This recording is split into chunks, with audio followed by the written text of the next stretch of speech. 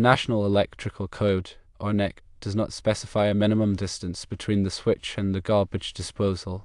It is acceptable to install a ground fault circuit interrupter, or GFCI, outlet under the sink to permit easy removal of the disposal.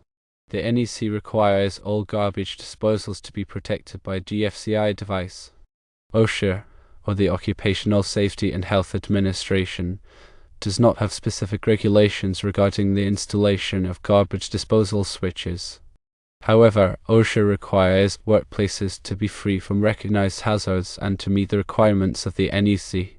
By following the NEC requirements, compliance with OSHA's expectations can be achieved. Several additional considerations are relevant to garbage disposal switch and GFCI outlet installations.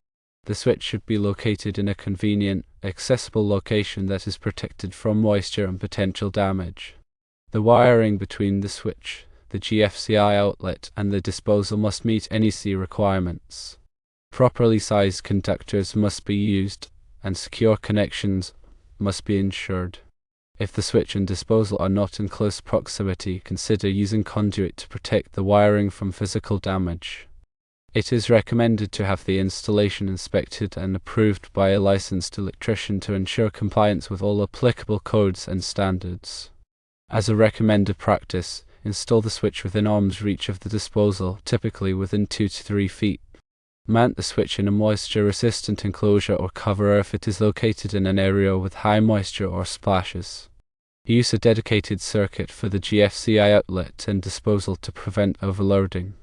Label the GFCI outlet and switch clearly to indicate their purpose.